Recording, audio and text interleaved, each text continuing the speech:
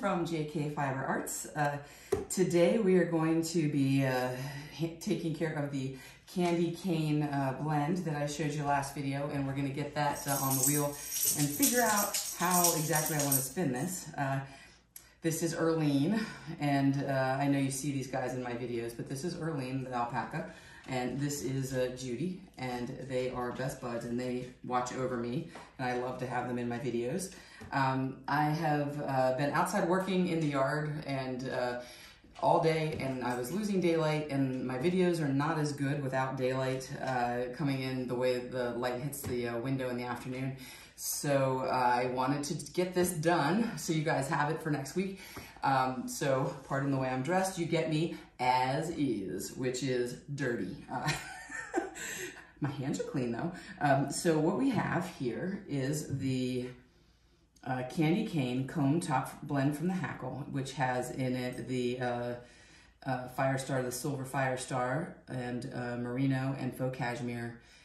And the Faux Cashmere is just nylon. I'm going to see what the best way to do this is. My original thought was to chain ply, and I have 3.7 ounces.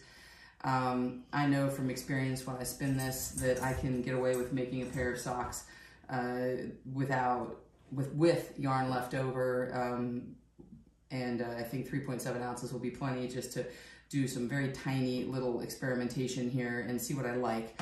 One of the viewers from last week when I posted the blend said, well, you know, if you spin from the fold, then only part of it's going to have nylon in it. And that's true, but when you spin from the fold, you will have blending of the colors, and depending on whether I 3-ply or chain ply, even still there'll be more blending. So I do not feel that there will be any problem with having a big clump of nylon somewhere and a big clump of merino somewhere else. And the original plan, I was gonna 3-ply, or I was gonna chain ply.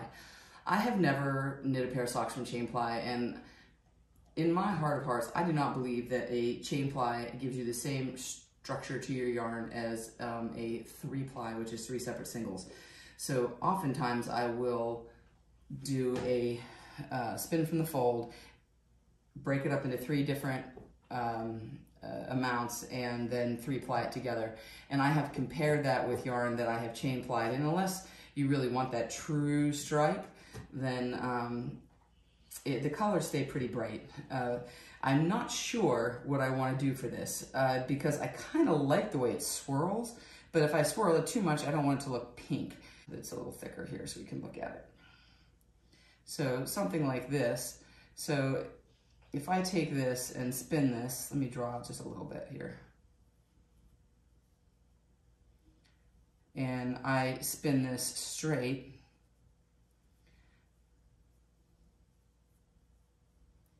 It's gonna give me a little bit of a candy cane effect like that, you see? So it's gonna spin up as a single looking really cool like a candy cane, which is an entirely another way you could do this, is spin this as a thick and thin and then ply it with like a white silk. It would be amazing. And that was, who suggested that? I think Fairly Fiber Fun did. And that is an excellent option, and I do love that Simple Rules cowl. But I made this with the intention of making socks, and that's what I'm gonna do. I want holiday socks out of this one. I can always make this blend again and do the thick and thin and actually be pretty cool. I think it would look like, if any of you guys are familiar with the Bob's Peppermint candies, they're like the little like rounded squares that are kind of soft. I think it would look like that in the Simple Rules cowl. It would be super duper cool. But I digress. So I think that would look cool spun as a single if you just spun it straight. And the question then becomes, if I spun it straight and then plied it together with something else, what would it look like? And I'm not really sure. This one has a little more red in it. Still looks really cool though. So if I do that, draft this out a little bit, and this is this very rough and ready sort of thing. And let's draw this one out a little bit more so they're at least similar.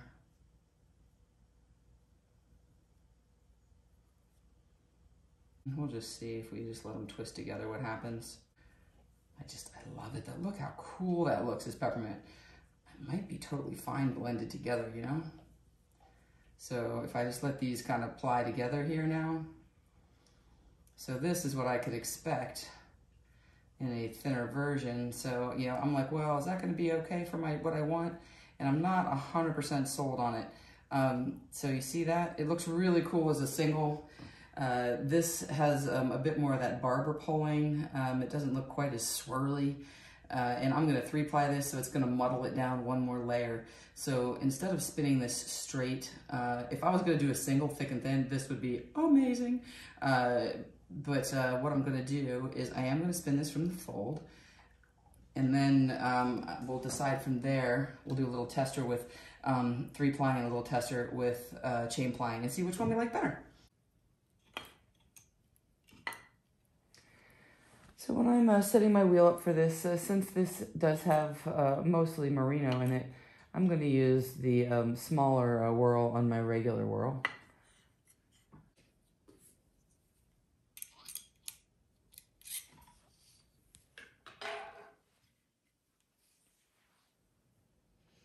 And we have talked about this in the past. I'm just going to rip off this little tiny starter piece here, and I'm going to spin that at the end since it's all twisted up.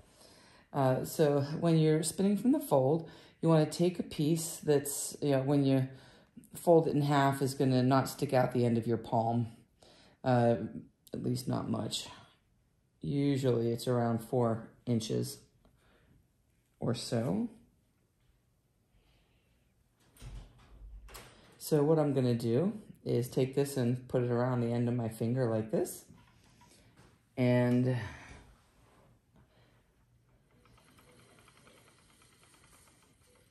tease a little bit for the tip here. And when you hold your, let's get to the main here. I may have to adjust my tension. When you get to this part, you're gonna just tip your finger up. So there's gonna be a tiny angle. So you're not gonna hold it down like this. You're not gonna hold it straight. It's just ever so slightly up. And when you do that, it will keep pulling from the color, and you'll have less blending. And what I'm trying to do is I want to do a 3-ply sock yarn. So I'm typically trying for no thicker than 40 WPI for a 3-ply. I typically don't like to hold my finger in there. I usually like to just hold it like this and tilt it back a little bit, because it bothers my finger to keep it sticking out like that. I know it sounds weird, but it's true. And I can already see the stripes forming on my bobbin here.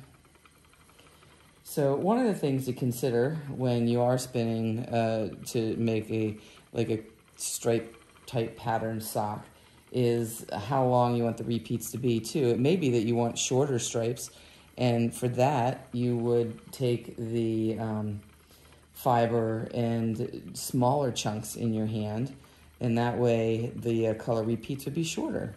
So it really depends on how long the piece is, but if you have it longer than the palm of your hand and it sticks out a lot past the bottom here, then it gets all twisted at the back and it blends together, and then when it's drawing, you're going to get more muddled color.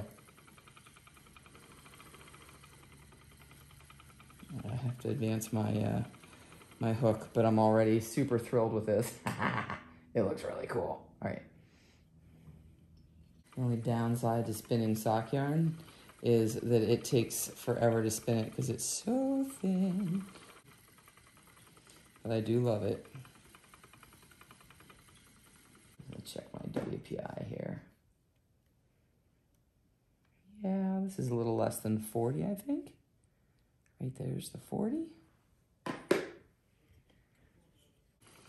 The other thought that I had about the blend of nylon not mixing with the red merino completely. One, I don't know that it matters that much. It might not. Two is if I decide to 3-ply this, then it'll blend all throughout with the ply. And I think that is probably the way I will do it anyways. But we're going to experiment here and see what I like best. That's more like it.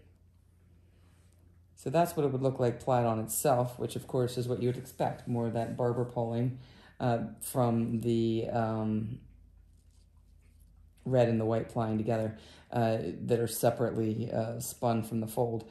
So now, and that's what I don't want to knit with. I just don't want it to be all red and white. I want it to be more solid, and you can see, if I can undo this without messing it up, there we go. So you can see this is red, red, red, red, red, and then here is the white right here, white to red, and there's that little bit of overlap in the middle. So I'd like to keep that like that, and I think when I 3-ply it, what'll happen is some of the places they'll be white and some of the places they'll be red, and it'll be less barber pole because some of it'll be red on red and white on white, but it'll give us enough nylon disperse throughout that I think it's going to look great. Let's we'll experiment. I'm going to spin this whole thing from the fold, and then we'll figure it out and see what it looks like. But I think it's going to be cool. And spinning from the fold lends itself to the long draw, and you can get way the heck back here with some of them. Oh my gosh, this looks so cool. It spins really smooth. I do want to make sure that I'm getting all the twist in here that I need. I'm showing you how smooth it is to spin. I'm not even, well, now I'm going to do it, but I wasn't even using my forward hand there. And you will get some blending of the colors. You know, you notice here, there's, I'm switching. It was pure white, and then now I'm just sort of in this kind of red-white, kind of overlapped a little bit. And now, here we are into the pure red, and then it'll do the same thing again. Once I get towards the end of that red, we'll be able to see the white coming in again, and there'll be a little bit of pink likely through there. Oh, I like that. That looks really good. That's lovely. I'm really excited to make this blend again and make that peppermint cowl. That'll be super cool. I'll try to do that in November, though. It'll be a fast spin and a fast knit. We'll have it whipped out in no time. Here is the bobbin check-in, and this looks great. I'm going to finish the 3 singles, and then we'll meet back here to ply and decide if we're going to 3-ply or chain ply. I have my 3 singles ready to go. These are the spun from the fold, and I'm just going to do a little tester here. I think what I'll do first is just chain ply, and then I'm going to do some 3-ply. I would prefer to do the 3-ply for socks. We'll see what the chain ply looks like. But I love this. I don't know if you can see, I had a hard time getting it in the pictures, the little bit of sparkle that's in there. So cool. And I have the name for this now. It is called Peppermint Frost. And one of my Instagram friends at Threadbender on Instagram, and she uses a AI app to name her blends and colors. And I tried it, and it was super cool. I just described my yarn, and it named it. I was like, hey, I love that name. So Peppermint Frost it is. Here is my little tiny bit of chain ply, and you can see what it looks like on here. I'm going to just take this off and just wind it onto my little sample Nitty Naughty straight from the bobbin here, and we'll see what it looks like. Okay, so I am going to go ahead and 3-ply this and see if I think this yarn is going to be more what I'm looking for than the other yarn.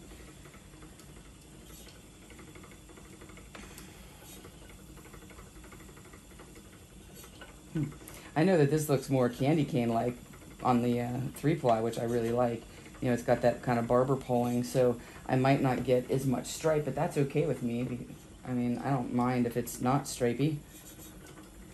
Sorry, I'm trying to find my right draw here. There we go. All right, let's just take a quick peek of this, see what we think. So I like that. That's going to give me nice energy for socks, but not too much energy. Right there. And our angle of ply on this is, so that is, let's put one of the white ones up here so we can follow it. That is 30 on the dot right there. That little scraping that you hear is actually my Lazy Kate. It's the bobbin brushing up against the spring on my tension. I have to reach back and fix it. I just don't feel like stopping right now. Ooh, I love this section. Look how pretty this is. It needs a little more twist, but ooh. See, I really like the way that looks. I guess it depends on whether or not you like barber pulling, but I think when you're doing something that's supposed to be peppermint, I don't think you can go wrong with the barber pole. I mean, that's basically what a candy cane is. Yeah, dude, I'm trying to convince myself. You hear me. I can hear what I'm saying. I'm trying to convince myself that I want 3-ply. But let's take a look at the yarns and really see. Plus, you have to consider how it's going to knit up. So right now, I think that this will have a little bit of stripey effect, but not a lot. I also don't think, though, that it'll have much in the way of pooling, which is also a good thing. All right, this is probably already more than I need. Here I have my little mini nitty knotty, and this is the one that was 3-plied. I'm gonna take this off like that and see what we get.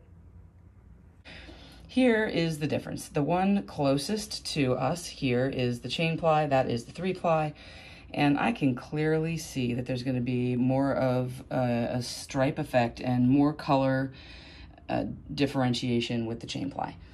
As much as I really wanted this to be the better choice, I don't think it is. So I'm going to chain ply. Back to chain plying we go. Once again, you can never practice starting too much. I have the leader through my loop through my right hand, my single through my left, and then I'm just going to pull these loops through each other like this. And then we should be off and running if I remember to tighten my tension here just enough. Okay. So the secret to a good chain ply is big loops.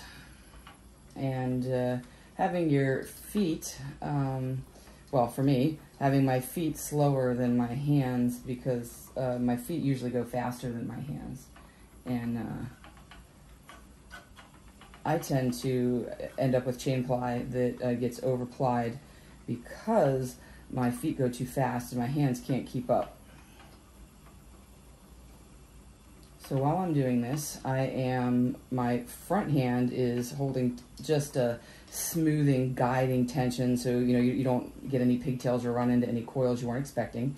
My back hand, which is my right hand in this case, is holding tension. Ooh, that was a pretty one. Is holding tension on the back 3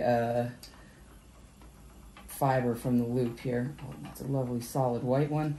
Yeah, this was definitely the right thing to do, even though it's going to take me a lot longer to do it this way, but it's okay. In my opinion, when you chain ply, speed kills. Because the faster I treadle, the worse it gets. You just have to find a nice consistent speed that works for your hand speed. And my hand speed is not the fastest. And when I let my yarn go forward, I actually pinch with my left hand and let it go forward so nothing slides or bunches up under my fingers. So I'm sliding back like this, and then I pinch, I slide that forward as I'm pulling this loop through so I don't lose my tension, nothing comes up into this part where I don't want it. Then I have my loop pulled through, and of course my wheel will be spinning. Ugh. And then as that twist comes in, I come right over that triple join right there and slide back. I pinch, slide that on to the wheel, and I hold my tension, especially over that loop, right where there's going to be that loop. And so I pinch, draw it onto the wheel so it doesn't slide. At the same time, I'm pulling my hand through that loop and then sliding back like this. So pinch, slide, loop. And I kind of do the slide and loop simultaneously.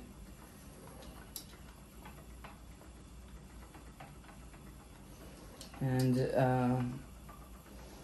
I hate making chain ply videos too, because every time I do it, somebody wants to comment about how I'm doing it backwards. Yes, I know. This is just the way I learned. I learned from a lefty, so my left hand is in my front. I also know that if the yarn is on my right side and I do it this way, I could have bigger loops and I would not be impeded by my body. But I have tried it that way and it just doesn't feel right for me, so I don't do it. So, hi Nadine, how are you? Hello. Oh, hi. I don't know if you're on video or not. Can we see your cute little pupper face? Yeah, come over here so everybody can see you. Hi. This is Nadine. She should be, if you watched my videos last week, she is just visiting, so she'll be heading out soon, tomorrow. But she has been such a sweetie pie. Okay, I'm gonna lay down, okay? I'm gonna do some spinning. Okay. All right, I know, you're a good girl, baby. You're gonna help me chain ply, Nadie, huh? Okay, well, let's see what we have here. Go ahead and lay down, Nates.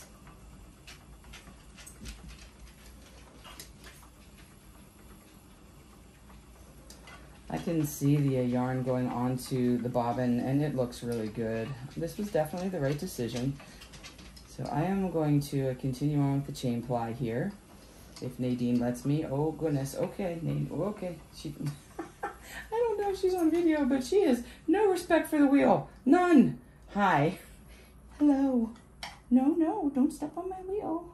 I can't wheel when, I can't shuttle when you're standing on it. No, I cannot. All right.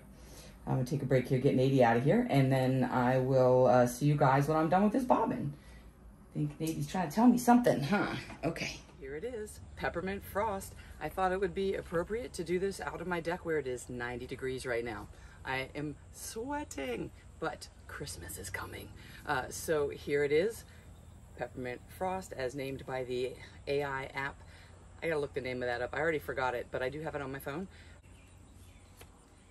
And let's see what we got. Oh, look at that. Oh, and there's Nadine right on cue. Well, we can't redo it. Can't put it back on the nitty naughty, so here we are.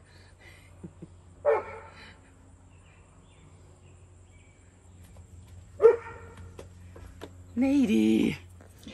Let's try to do this before Nadine comes over. Oh, here she is. And this is right off the nitty naughty, and you can see we have some beautiful solid white through here. We have lots of solid red. It turned out really good. I would like to get this into soak so we can see how this looks. But I am very pleased with the twist on this. I don't think that it's over or under plied. It's hanging very nicely without any, oh look, you can see some of the sparkle in there. Let me see if I can get the focal length right. Look at that. Oh, I didn't think that was gonna come up on video, but I can see it through my screen. Yay! All right, well, there's a good silvery spot right there. If the wind would stop blowing for a second, not cooperating. All right, well, let me get this into soak and then we'll see the finished yarn. I'm very excited. If all goes well, we'll have some Christmas socks by Thanksgiving. Here we have the final yarn. This came out to a 14 WPI, so it is a sport weight. And you can see, I think we're gonna have nice stripes in here. We've got nice solid white and we've got nice solid red. And there's a nice little blend in between with some of the red and white together. I think this is gonna look really cool. Look at that. Look at how good that looks right there. That is gonna be amazing. So there you have it. 14 WPI, fingering weight, Peppermint Frost. It's gonna look cool. I'll get the sock up and going as quick as I can. I have some really exciting stuff coming up over the next couple of weeks. I think I just did a little vote. So I think we're gonna do fractal.